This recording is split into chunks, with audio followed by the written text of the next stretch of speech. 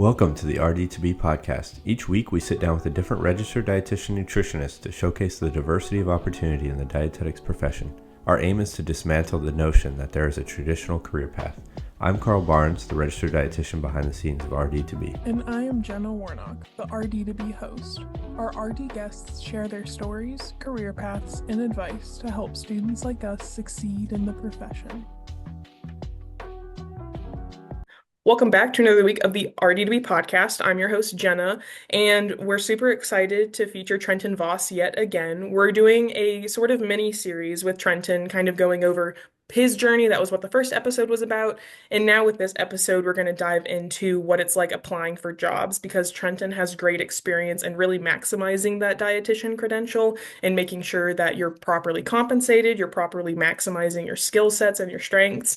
And the mini series, we first started about his journey. Feel free to check out that episode. And then this week, we're going to be covering applying for jobs. And then we'll also have a future episode just covering the interview process at all, like all together. And so we're super happy and really grateful that Trenton is taking the time to share this very important aspect of becoming a dietitian, which is actually landing that job so that you can practice with that credential that you work so hard to get.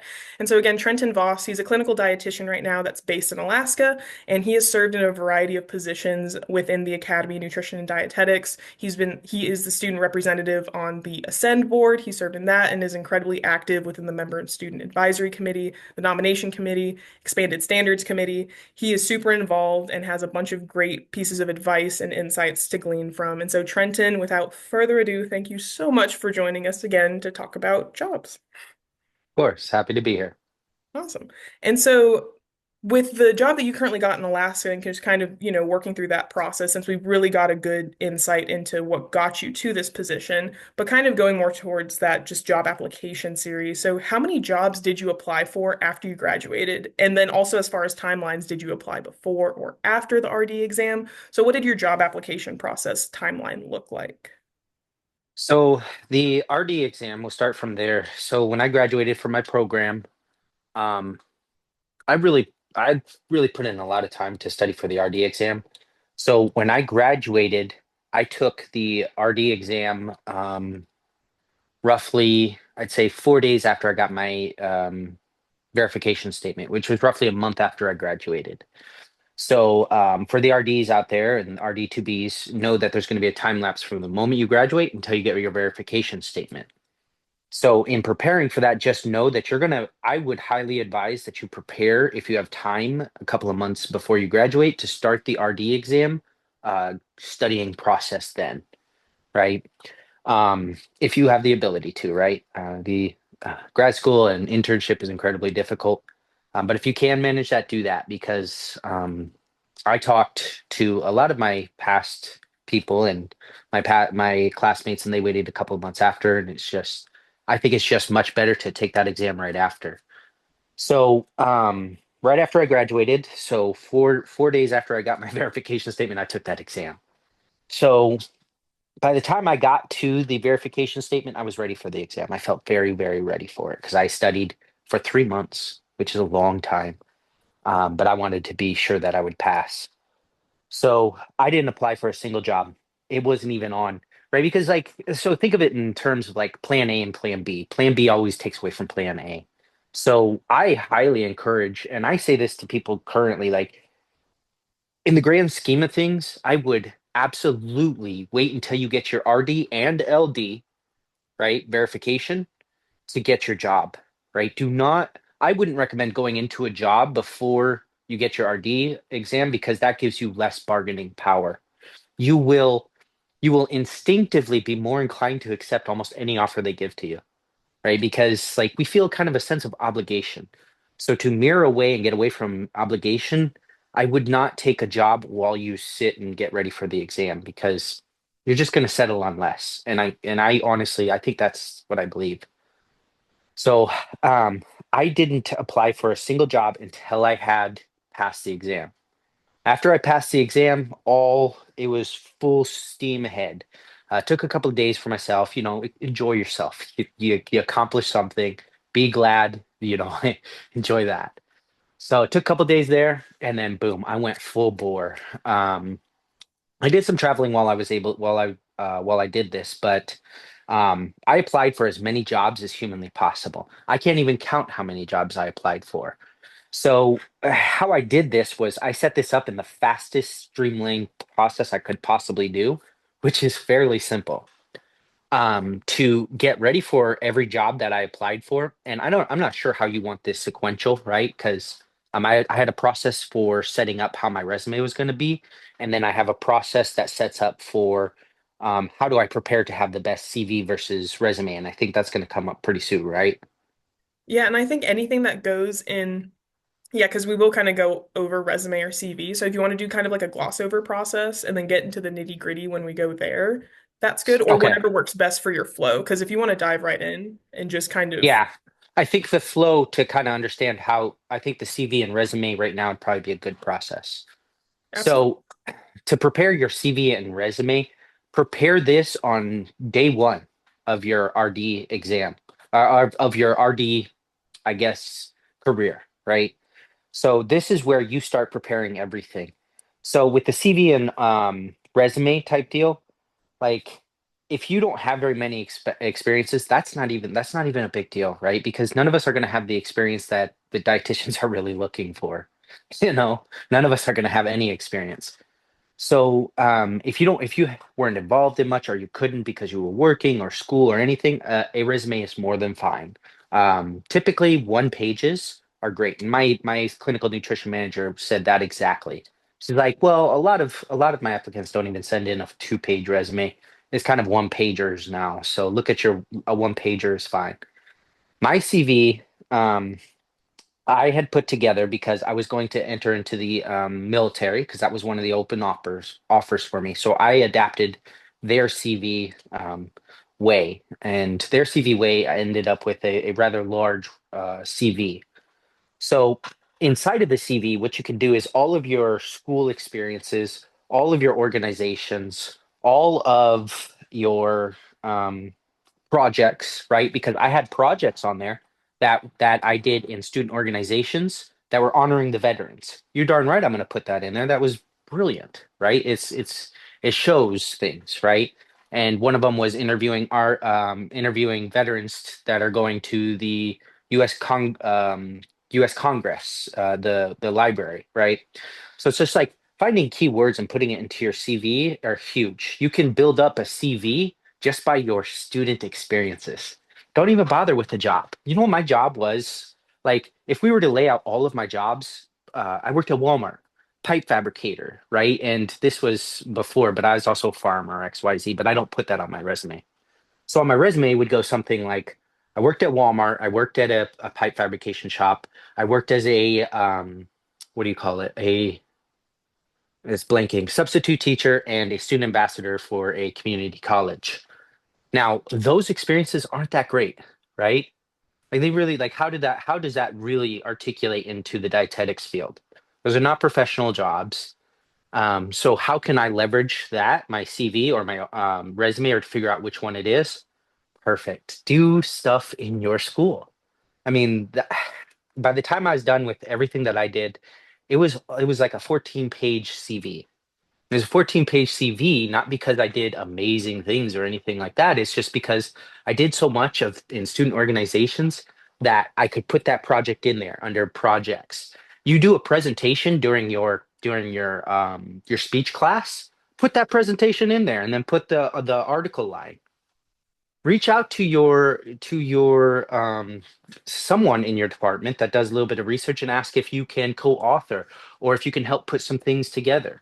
Try to find ways to help contribute to your school, and then those projects can be put onto your CV so you can give companies CVs rather than a resume.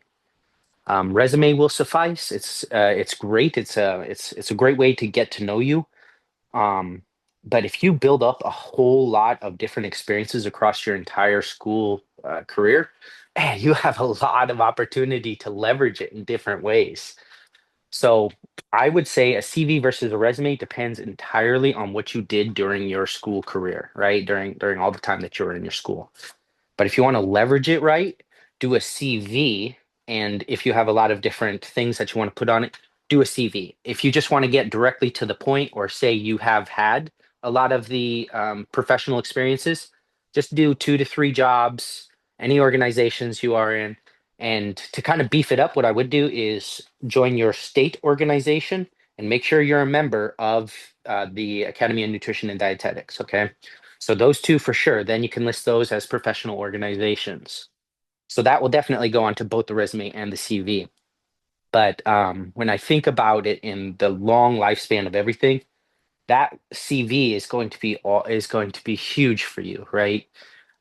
So try to find student organizations, then do projects inside of them, and try to include those projects with still small things to put inside of that.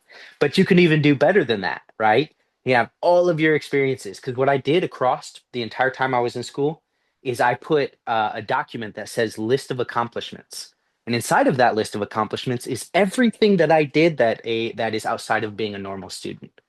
Oh, so 2019, I was Master of Ceremonies, right? So, and that was a volunteer thing, right? But that still gets to go in there. I was Master of Ceremonies over awards night and student at San Jacinto College, right? These little things seem so minute, but you forget about them. Had I not wrote it down, I probably would have forgotten about it, and it would have just have been something that I did one time, right?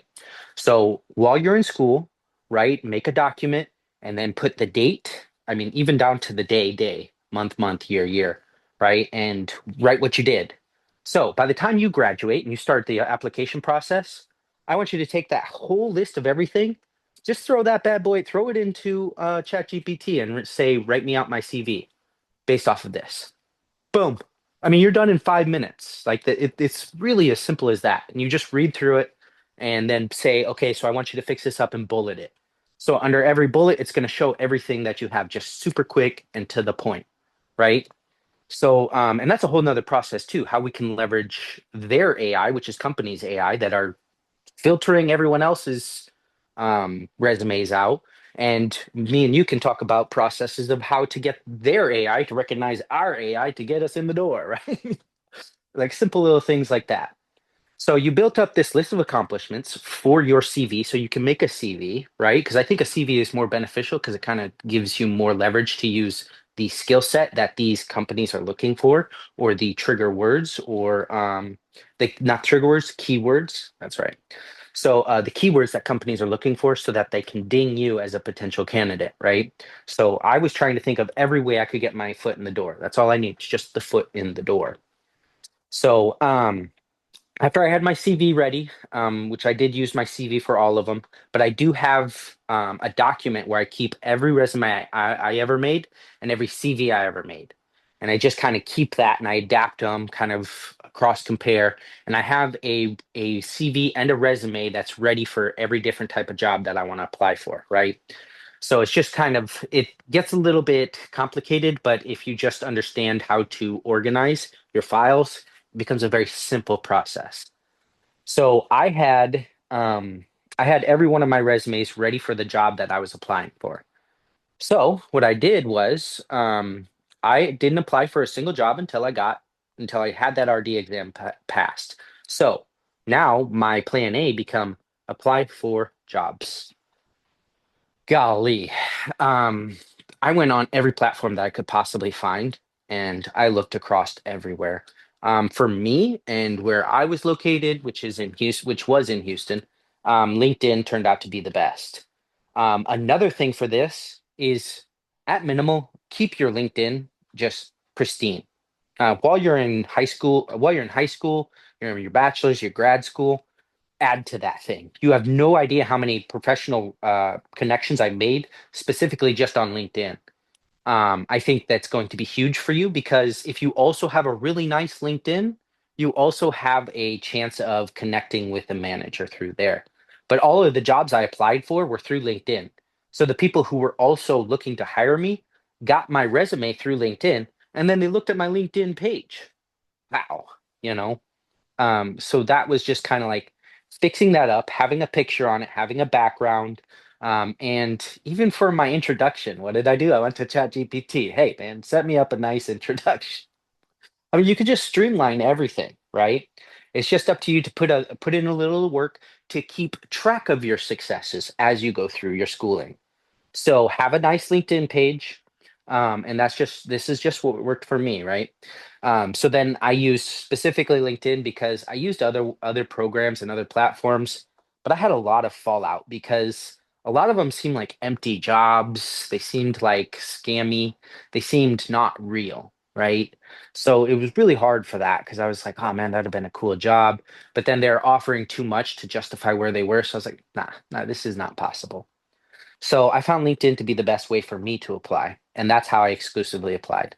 So I went through LinkedIn and every company that I applied for, I think most of the jobs I applied for, I was highly unqualified for. I mean, highly unqualified for. I think the most unqualified job I applied for was a CNM with Sodexo, I think. And because because I was really unrealistic. Like I threw out job offers to companies for just a ludicrous amount, like 30,000 above the typical RD wage, right? And I didn't care. You don't like aim high and then negotiate low. That's how we're going to negotiate things around here. Is we throw out a number, and you can use a book called Never Split the Difference by Chris Voss. Um, you can kind of leverage different ways to see how you can negotiate up or down. But if you just offer high, they're going to give you the number and you're not even going to have to negotiate, right? So it's like, well, figure out how you can offer high and just be okay to let go any job that doesn't give you what you're looking for. Simple as that. I mean, it really is simple and it sucks. And I felt the feeling of being like, well, is this a job I'm willing to let go? Yes, every job I applied for, I said, I'm willing to let this job go. And the thing about it is I know there's going to be a lot of people saying, well, I don't want to move from my state or my city. And these are complicated things to hear, and complicated things to accept. I do want you to remember that no matter where you start, no matter where you go first, that starting wage is going to be a percentage of how different companies will pay you in the future. So maybe you need to kind of raise the standards, raise the mind that, hey, I may have to make a sacrifice here, but maybe just 2 years. Can you give up 2 years? I think some of us can if we have the ability, right? Not everybody has the ability. Family, um, spouses, circumstances. There's a lot of things that are variables here. Okay, and I'm highly aware of that. So, but for me, I was willing to make that sacrifice. I was willing to say, and willing and able to make that sacrifice. And I'm very fortunate for that. So, I applied for many more jobs that were outside of Houston, Texas. I applied for jobs everywhere in the whole country. It didn't matter. I did not care. I mean, yeah, I wanted to be a CNM. Sure, why not? I mean, some jobs are just trying to get a warm body and they can teach it, right? So make sure you have the right mindset in order to handle any one of these jobs that you're applying for. And if you think you can do it, right? I think there's this whole saying that goes, whether you think you can or you can't, you're right, because it's a belief system. So, whatever job you're applying for, just know that's what you want to do too, right? Was I willing to be a CNM? Yes. I was willing to be a nutrition manager. Did I want to do that? Not really, not really, but it was going to offer me the pay that I liked, that I wanted. So I was like, yeah, I'm willing to do that.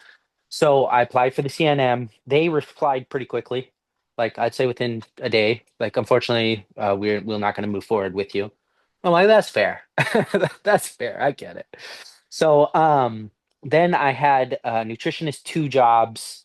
With WIC, I had just a variety of jobs that no way I didn't even look at expected or required qualifications. Don't look at that. Don't limit yourself because you have no idea where that company is on that place.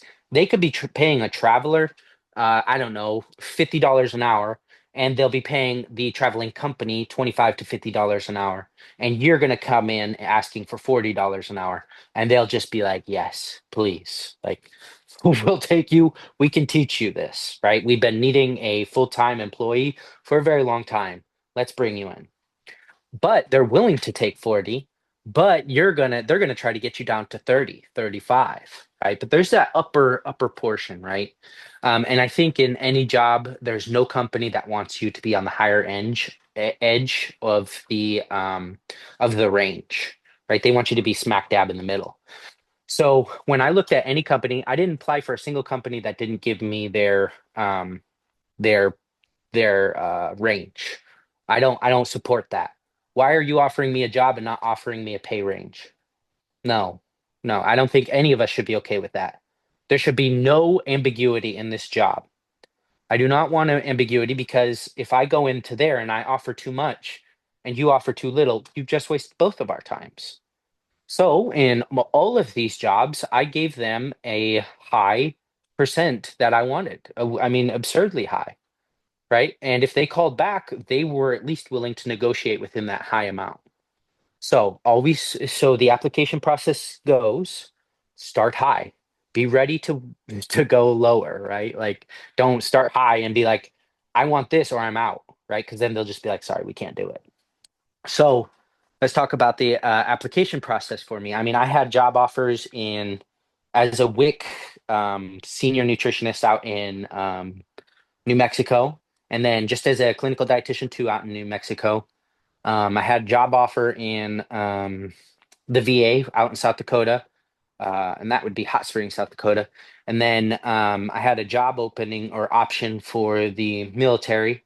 And then I had another offer open for Alaska, right? So, and this is as just a clinical dietitian one. Um, but every one of these jobs, like, I sent out the what I wanted, every high. So these are open and realistic job offers that I had. Every other job offer, kind of just, I ended up with some communications with them, but they always kind of just fell out, right? But the important part is that you get your foot in the door, and how you do that is you meet their AI, because I mean, it's very highly unlikely that they have some type of AI that determines or filters out. And if they don't, at least you have every keyword that they need, right? So using AI, what I did was, for every job that I applied for, and it made it very quick too. So I took their description, or their job description. I copied their whole front page, threw it in ChatGPT. I gave ChatGPT my CV, and I said, work in my CV into every job description or keywords that they'll use for it, and give me my CV back. So when my CV came back, it came back with the keywords highlighted in every portion in every job. And that took maybe 10 minutes. So my CV was done for that specific job within about 10-15 minutes after I cleared it up. And I put that into their system. And then I slowly filled out everything. But after you kind of fill that information out and you give them the PDF document, a large proportion of these jobs, they had that information filled out preliminarily, right? Like, because it read your PDF and it put it into that portion. You just said yes, no, yes, no, yes, no while you're applying for jobs. I don't know if that makes sense. So for the yes, no, saying yes, no in what regard? Like what context? Okay, so it wasn't exactly yes, no. It was like confirming the dates that I worked in that job, right? Because it took from the document and put that you worked this job on this date to that date, and then you just read through it and then don't alter anything and press next on the job, next on the next job, next on the next job, right? But here's an important distinction too, because inside of my work experiences, all of my volunteering I included as work. If you look at my LinkedIn right now, I have two physical jobs that I worked at that are in that. The rest of them are all just my organization stuff, right? So, like, say you're a fresh student and you come right out, you're like, well, I don't have any jobs. How am I supposed to have any experiences if I don't have a job? Simple. Put your all of your make it a point to be involved in something inside of your college and put those as your work experiences. That looks pristine, right? I mean, like, I mean, it's pristine. Those are your work experiences. Let's find ways to leverage anything that you can in all of your job, in all of your life, right? We're leveraging things that in the professional world really aren't kind of realistic, but you're a student. So any manager looking at these work experiences be like, oh, okay, so they didn't have any jobs, but they did this and they did that. Okay. yeah, that's realistic. I could see that. So you could even still today look at my my work experiences, and I have only two real worked jobs on there, right? But that didn't seem to matter. It really didn't seem to matter, but it looks good, right? Because we are creatures of sight.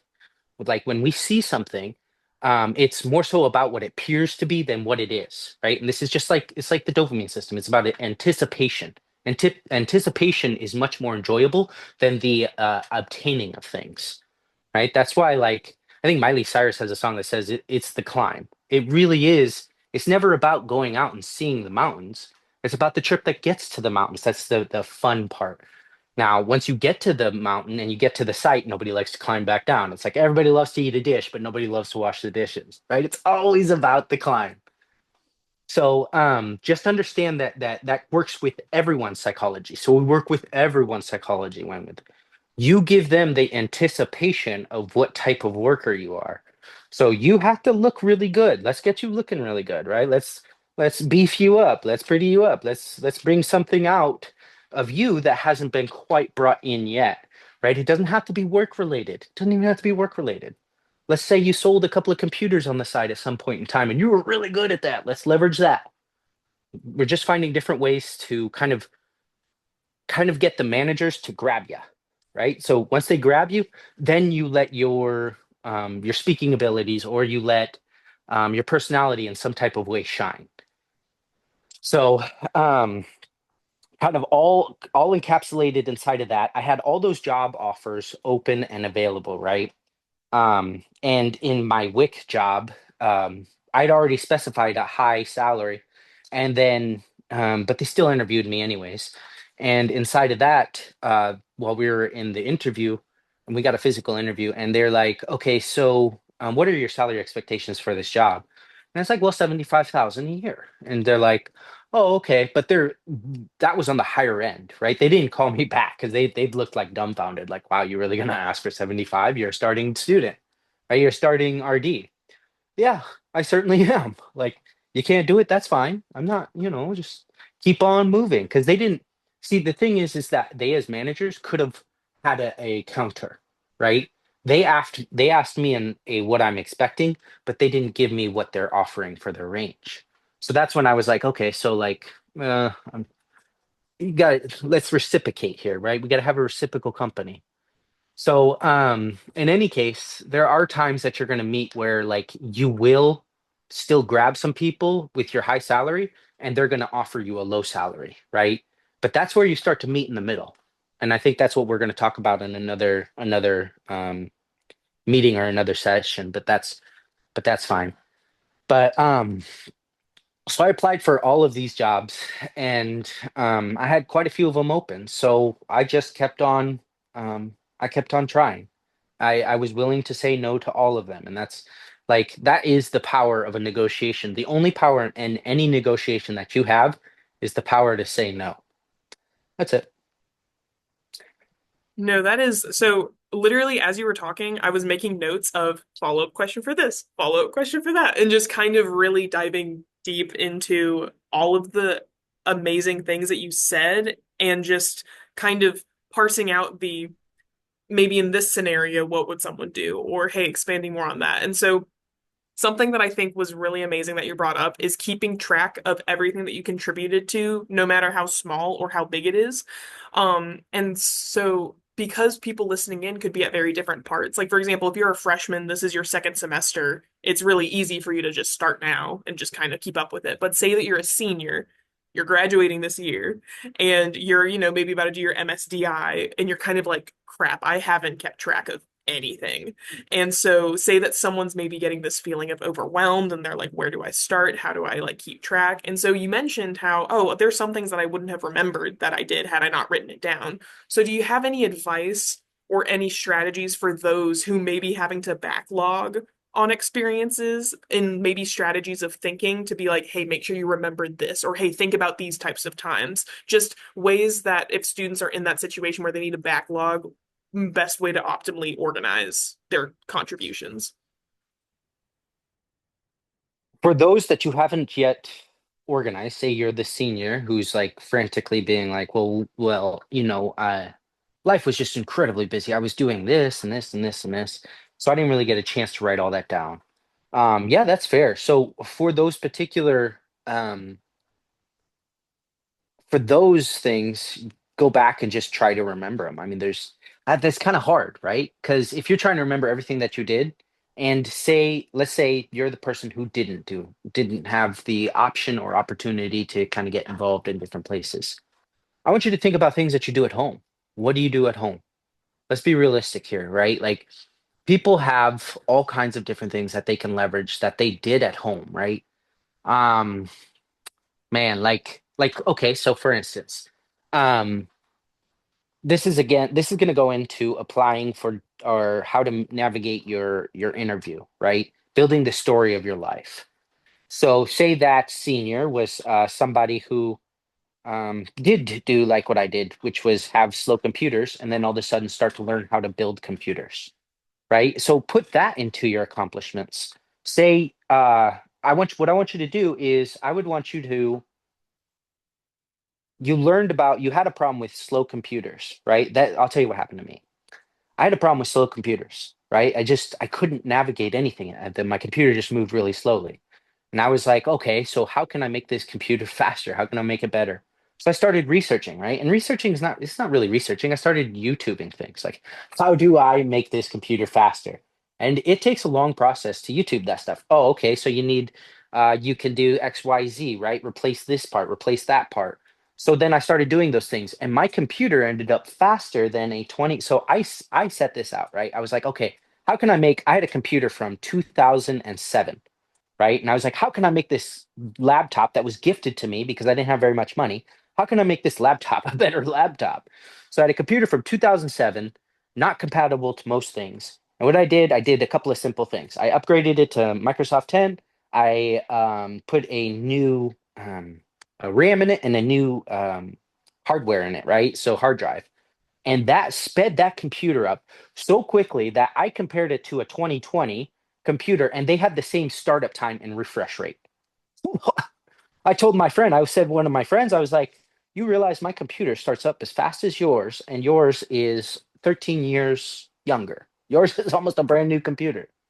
So, what does that matter? Why does it matter at all? Well, I could, and I did. Eventually, I got an upgrade on a computer, and I didn't spend much more on another computer, maybe $100, something like that. But I got another computer, and I turned around and I sold that computer. So when I sold that laptop, I became effective in sales, right? Because I know I built it, I understand the problem of the computer, I solved the problem, and then I could articulate to another person, right? So that right there is something that's beautiful. Put that on your resume. You'll see that on my LinkedIn too, right? Like sales, right? Because I did sales. I sold a couple of computers right here and there.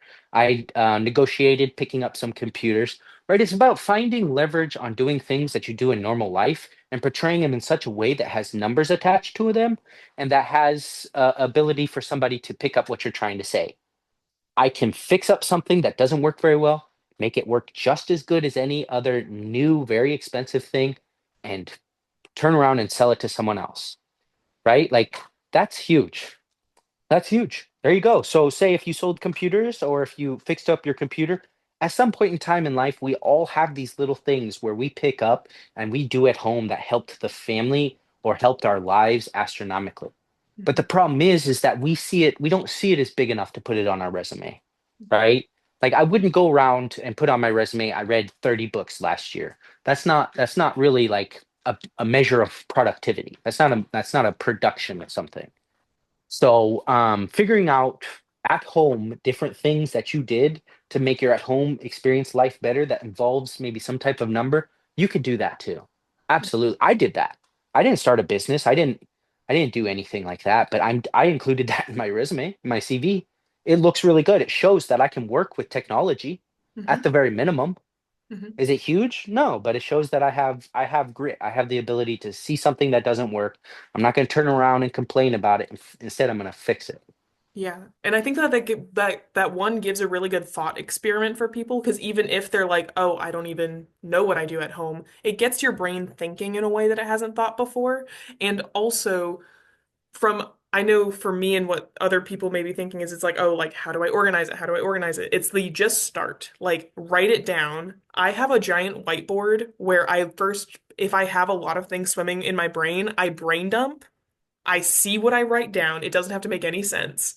You identify the themes. Like, for example, if you start seeing themes in like, okay, this experience is school related, this experience was work related, this experience was volunteer related, first brain dump and then organize later. Because similarly to exactly what you said, like I also love to read and like I read a similar amount of books last year, but the productivity of reading those books didn't come from reading them. It was what did you apply after reading those books? Like what did you That's true. get after reading them? And for example, like reading a book could have inspired you to pick up a musical instrument that you didn't pick up before, or like reading this book may have inspired you to actually apply for this job that you wouldn't have applied for otherwise. And so um, just starting with writing something down, I think with what you've said, that really helps get the ball rolling. Like first it comes with a thought and then getting that thought to paper and then just starting with honestly like I think chronologically as well, where it's like, okay, if you can't remember, that's fine, but just think how far back and then just go from there. And I think the payout is really, really great. And I love how you've mentioned AI and not using AI to cheat, but AI too, and with the theme leverage. Like I think this just overarching theme is leverage. Leverage, leverage not only the asset that you'd be bringing to the job, but leverage the fact that dietitians are in such a high demand and use that to leverage your salary and use every possible nook and cranny of experience you've had to Mm. really make the most of each application. And I think what this conversation, at least with this recording, is encouraging people to do is think outside the box and think really hard about what you've done and the impact that you've made. Because something that you reminded me with what you were saying is group projects, school assignments, the papers that you write, the presentations that you give that may be like, oh, it was just a 5 minute presentation, it's whatever. Those are huge. And we don't think we because we experience ourselves every single day, all of those things just kind of add up in the back of our mind. But when you actually, exactly what you said, make that list, you can actually see a 14-page CV pop out of it and be like, holy crap, like Where I'm did this come from? Did I really do all this? yeah. It's like, wow. Exactly. And so I think, and I'm really glad that you shared just where you can start if you don't even have any experience. But I think it really starts with a whiteboard or a sheet of paper and the question of what do I do at home that has like had a problem and then there was a solution and metrics could be made out of it. And then that's translated into school to work to volunteering.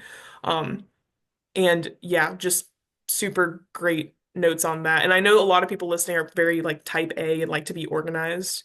But Mm. I feel like this is, especially when you have to do this introspective work, you have to be messy at first. Like you almost have to be not super clean cut. You just have to throw it all out there and see where it sticks. Um, but another thing too with the salary conversation of like the number, this is like a hard pivot to the right. And if you have something else, do you have anything else to add on before I pivot? Because I want to talk more about salaries and how you. Nope. No, I'm fine. Awesome.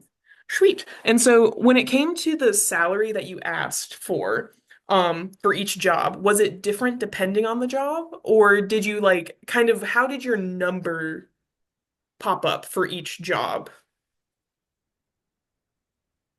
Well, um, every job that the number popped up, I had a set number that the way I think is that we have to make a systemic change in dietetics. That's just the bottom line. They are requiring master's degrees, but the salaries are not going up anywhere. So how do we improve that? We improve that one student at a time, one person at a time, one application at a time. If you don't have anybody that accepts less than a certain number, people are going to start offering a certain number, right? So I set out with the expectation that I would not accept anything less than 70,000 per year. I had a set number. That was it. That was my bottom line. Now, bottom line with the benefits. That was with benefits, right? So like I'm more than willing to share what the VA was offering me, no problem. The VA was offering me 59 a year, but they offered a $10,000 sign-on bonus, which was 69,000. And the programs that they had me doing together would have been phenomenal. And I found a place to live that was $600 a month. So my living expense, yeah, I already had the place picked out. I traveled to Hot Springs, South Dakota to look at the place that I could possibly live, Mhm. right? And considerations for that too. If I didn't get that place that I looked at that was roughly about 600 a month, um, I would have had to have driven an hour from Rapid City to Hot Springs every day, and that was a deal breaker. Mhm. That was a deal breaker. I'm not traveling. I lived in Houston for the past decade. You think I want to travel an hour in traffic every day? The nutrition manager was like, "Well, it's a beautiful trip, beautiful scenery," and I drove the scenery. I know it's a beautiful scenery, but no, no, no. That's a really important distinction too. Know where you're gonna live and know how you're gonna get there because that's huge. I mean, like when I first started applying, I didn't even think about that. I just applied. Boom, boom, boom, boom, boom, boom, boom, boom, boom.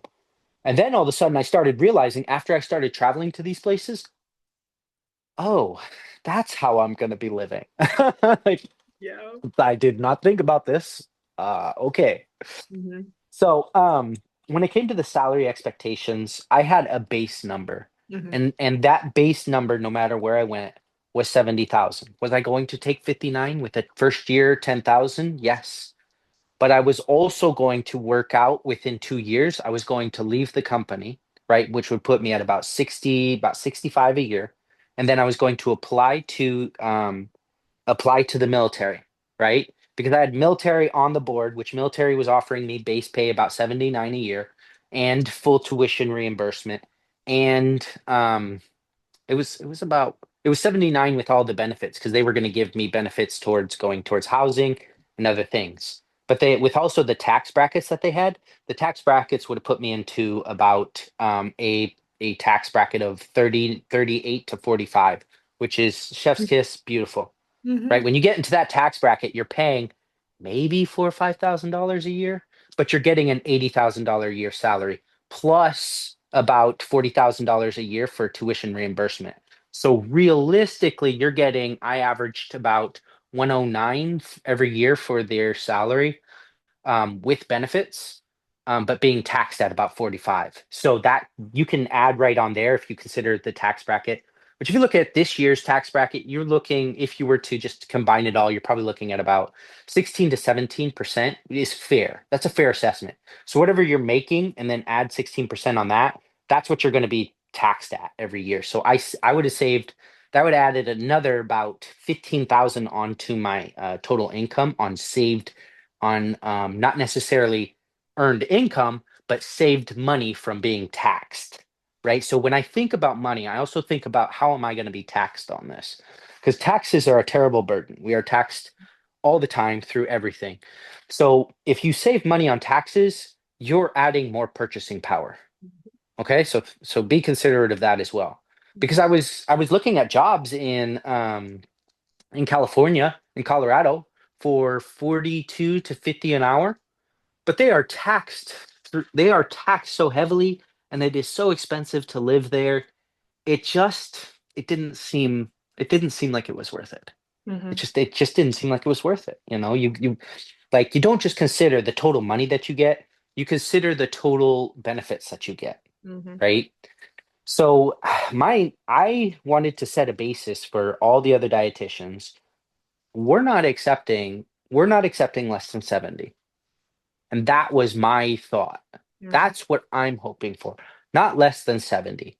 I mean, if you realistically, if you look at like the CPI, and I don't mean to veer too far, but realistically, since 2020, our cost expenditures have gone up probably about 30%. Our pay should go up 30%. Mhm. Why not? Yeah.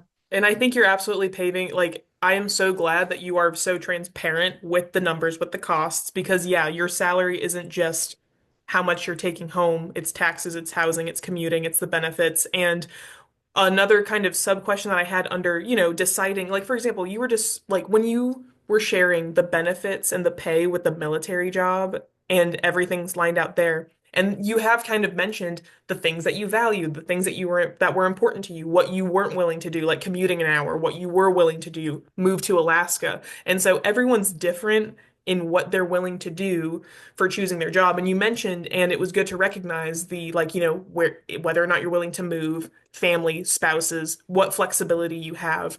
Do you have any advice for the steps that someone could take to thoughtfully procure their list of non-negotiables, like similar to the non-negotiable no less than the 70K? What are my non-negotiables? I'm not like what would be the thought process for someone figuring out what am I willing to do for a job versus what am I not willing to do for a job? Because you also mentioned every job that you applied for, you just as equally would be willing to do it and willing to leave it. And I think that that's a beautiful spot to be in. And do you have any advice for students getting to that point where they know and they're so self-assured in what they're willing to do and what they're not willing to do, so that when they look for jobs, they're the best job for them to look at, if that makes sense? Like, does that? Yeah, the best answer to that is experience. You fail through experience. And that's what I did. I failed through experience. I mean, when I set out into the field, I knew that community was less likely for me to like and enjoy, but sometimes the location, because I really wanted to move to New Mexico.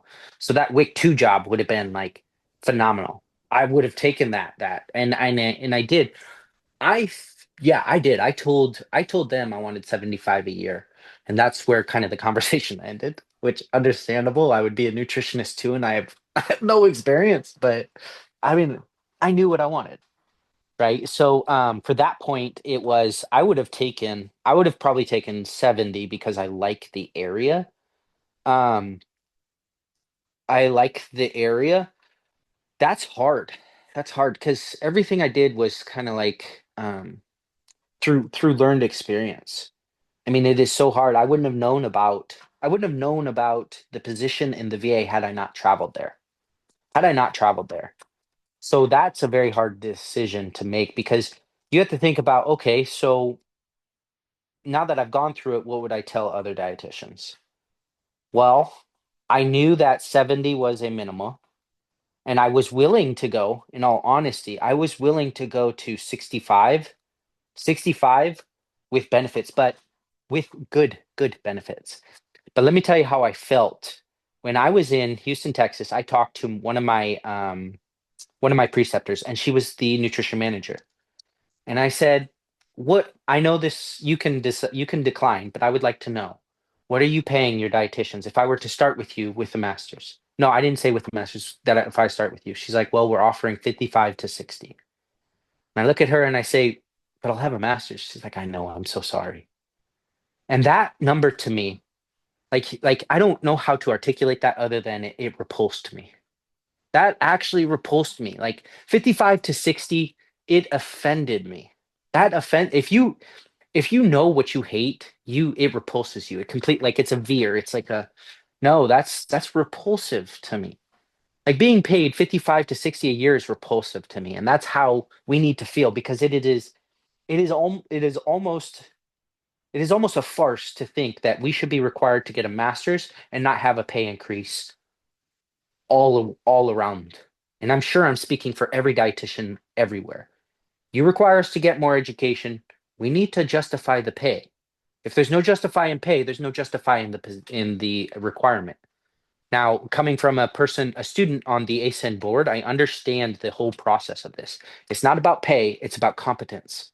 It's about the fact that every one of the other medical providers inside of my circle, so like when I go to rounds, I go inside of a circle of all my peers. And all of my peers, including the pharmacist has a doctorate, the physical therapist has a doctorate, the social worker has a master's. Let me see who else is there. Occupational therapy has a master's. We would be the only ones without a master's sitting at that table providing therapy. Speaking from their point of view, we have to stay up to board and we have to stay up to date. So I support the decision to get the master's. I'm just repulsed at the idea that I'm not getting paid more for it. So I didn't accept it. Period. That's simple. So uh, if you want to decline what your absolute no's were, I only had one absolute no. I'm not taking 55 to 60. That is repulsive. That was my one no. But I also didn't apply to jobs that I knew didn't fit my personality, right? Like I didn't apply to eating disorder jobs. I didn't apply to sports nutritionist jobs. They're just not my type, right? Nothing wrong with it, just not my type. But I know that the eating disorder dietitians in my area were paid pretty well, higher, quite a bit higher. I think they were in the 65 to 70 starting range. So they were doing pretty good in my area, in Houston. So, in any case, there's one hard stop. I want a base pay of 70. That's how I always think. But to a lot of the jobs that I applied for, I spat out 90. I told them 90 from the what are you expecting? 90, 90, 90. You know how many times I put 90 on the requirement? I mean, almost all of them. Except for the ones that were way outside of the range, right? Like if they offered a range that ended at 75, I asked for 75, the nutritionist two job. Um, but they were at least piqued their interest. Why did I get an interview? You gotta have to ask yourself. I asked at the top of your pay scale, a recent graduate, no experience at all, and I offered the highest pay scale you have to offer. That piqued their interest. Why not? I don't know. But the hard stops for me were pay and location. I'm not going to drive an hour. Everything else is I can't express for anyone else because it's their learned experience, right? Like, do you want to work for yourself? Do you want to work by yourself? Do you want to work with a team? I'll tell you this right now, though, if you didn't want to move, I had a ton of jobs that were remote, right? But we have to watch out which remote jobs we applied for. I applied for one of the research jobs, and it's like PCM, something like that, PMI trials. I don't remember what their name is. I wish I could. But anyways, what I would be doing is I'd be making $42 an hour, working from home about 35 hours a week. And I would be assessing students, or not students, assessing patients in clinical trials. How are you holding up with XYZ and all this other stuff? That was an open offer on the table for $40 an hour. Brilliant. So if you don't want to move to, I just want to specify that there are jobs like that out there. And mind you, this is huge. My friend, who I surrounded myself with people who are making a lot of money, her first offer out of her job was, I think, it was like they gave her 1,800, but she countered with, I want 1,900. And she said this, and I only want to pay half of that in taxes. And they worked it out with her. In 1900, like every two A weeks? week. A week. Okay. Yeah, a week. Yeah, so she worked it out to where like she's only getting taxed on half of her income, and she put more money. So I'm sitting there and I'm like, she can do it, I can do it. And I Go make think, you a friend. yeah, no, and I think even if people are just listening to this episode and hearing that it's possible, again, you don't have to have like 50 people in your circle that are having all of these same things happening to you. I think just the sheer exposure to it is possible, it's not a pipe dream. You can Mhm. actually set these high numbers out and still get interviews. And really, like what it comes down to is tailoring. Like as long as you cultivate the resume, the CV, your experiences to get your foot in the door, that's when, yeah, it's like leveraging to get your foot in the door. And then once your is in the door, that is literally over half the battle. And then the rest Yes. is just kind of that negotiation piece. And we'll go over in the next episode what the interview process is, and we can absolutely go more in depth about like the actual conversations you had about salary if you're comfortable, or the deeper thought process behind that. And from what it sounds like when it came to that question of, what are you willing to do and what are you not willing to do? Ultimately, I think like with a lot of complex questions, the answer is that it depends on the person.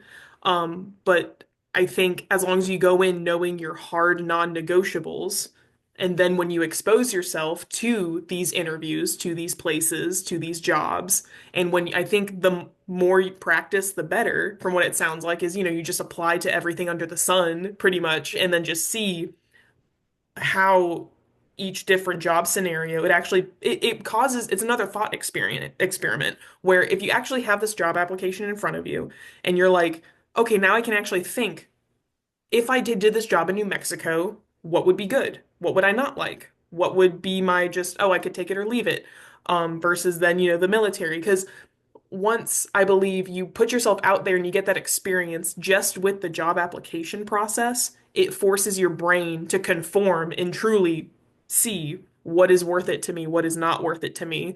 And I think that that's really powerful because I think some people are worried where it's like, oh, I don't know what I want. So, oh, I'm going to be super, super like conservative with what I apply to because I don't know what I want.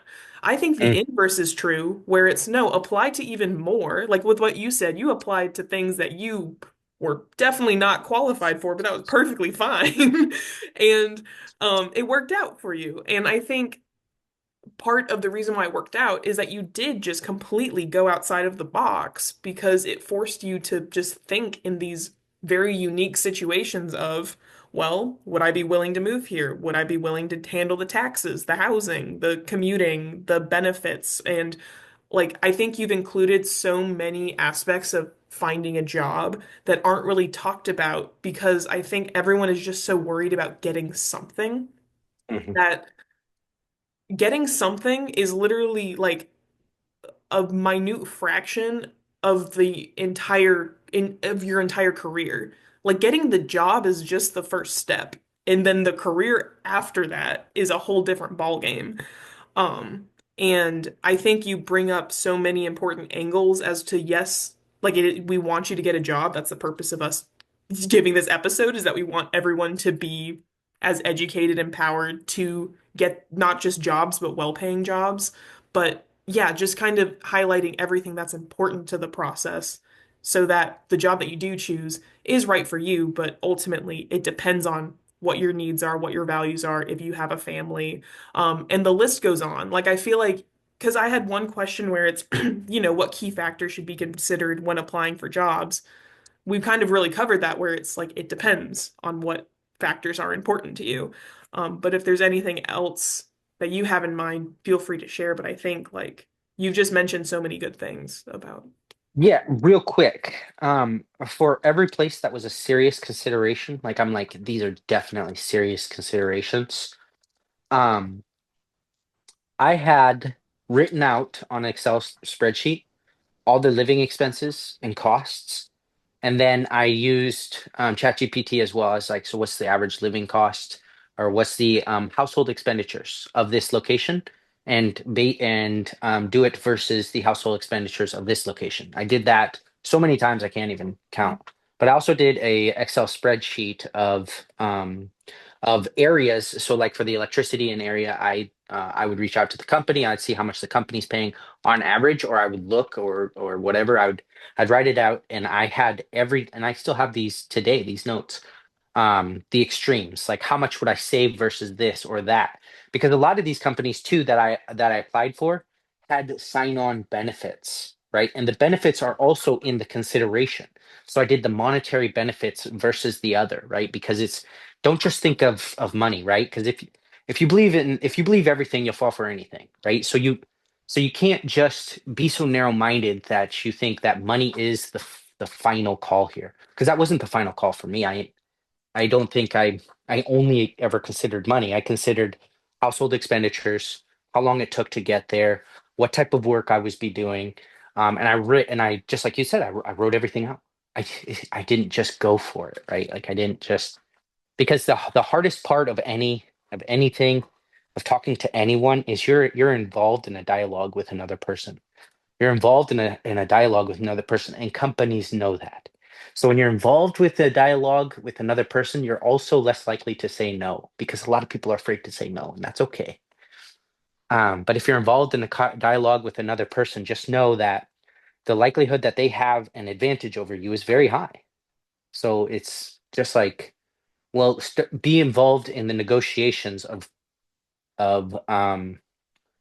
corporations or jobs that you're willing to say yes to. Don't put yourself in a position where you're afraid to say no and you take the job because you felt I kind of felt like I was obligated. And that was one reason why I said, do not take a job before you get your RD, LD, because these guys already know that you're less inclined to say no.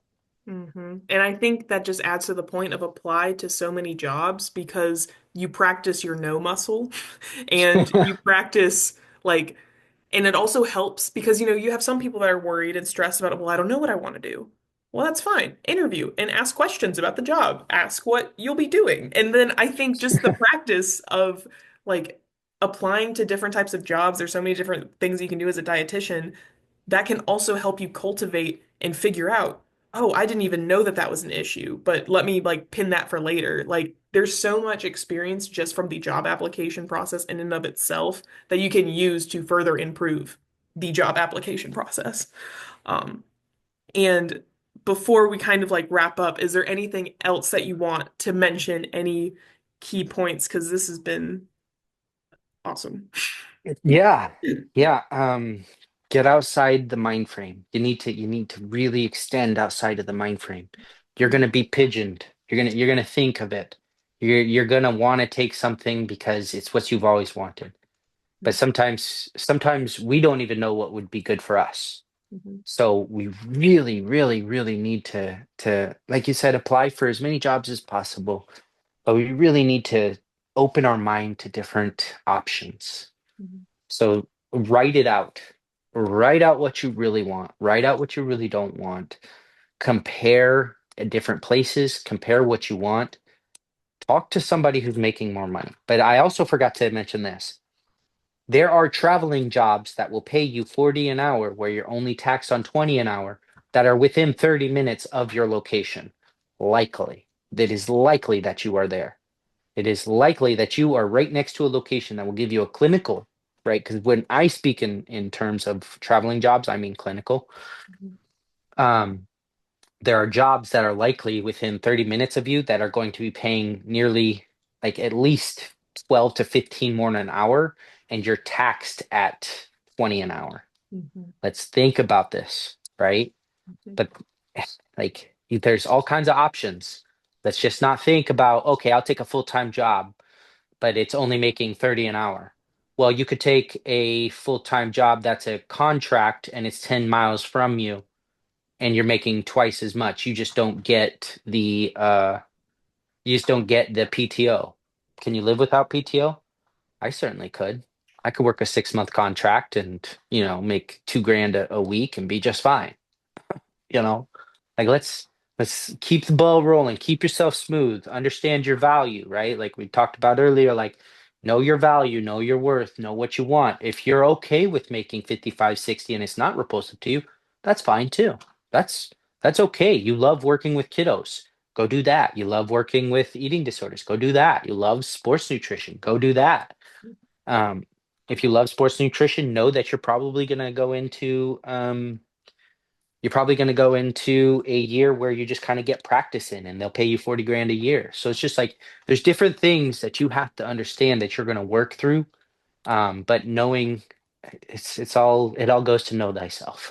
No, yeah, and I definitely see that theme just across the two episodes that we've recorded, and just kind of to really tie it all into probably the biggest bow imaginable is like, overarching theme is leverage, like leverage everything imaginable, like, and knowing your worth goes in term with that, where you can really only leverage when you know how much you're worth leveraging. And we definitely think too low of ourselves, and it's reflected in like people just wanting to take any job that they can get. But having those non-negotiables, knowing what's worth it to you, knowing what your values are so that you know what to leverage, and writing it out, organizing all your experiences, and staying organized up until and even continuing on till you get a job, because Mm. that will still be important for when, again, in the dietetics profession, it's normal to progress every 2 to 3 years from job to job to increase those um, not price, but salary increases and things like that. But again, if that's not your value and you do want to stay in the same job, that's perfectly fine too. But it goes to knowing your values, knowing yourself, and then not being afraid. And I think this episode has been so great for breaking the mold that I think a lot of students have towards finding jobs, where you, if if you don't like clinical, that's okay. If you don't like community, that's okay. If you don't like food service, that's okay. That doesn't mean that you should pigeonhole yourself into, oh, well, I only know this about myself, so I'm only going to apply about these jobs that I know fit me about myself. Well, I think part of knowing yourself is the job application process, where you'll figure yourself out as you go along, but still having those deep-rooted things from the beginning to lean on, like the experiences that you've written out, the things that you know that you've accomplished and that you know that you're worthy of.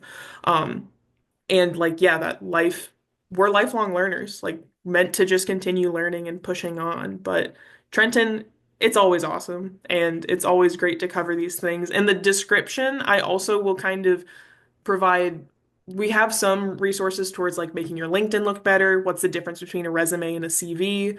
We'll include other just kind of resources when it comes to actually like setting up your job application process for if people want more resources. But Trenton, thank you so much. And if there's anything else that you want to add, please feel free to. But we will continue the conversation when we actually discuss the interview process. So everything that went behind, you get the job, great. Well, then what's, shoot, I have to talk to people now. It's Yeah. like that's the next step. But um, Hmm. yeah, great time. Thank you, Trenton. And thank you.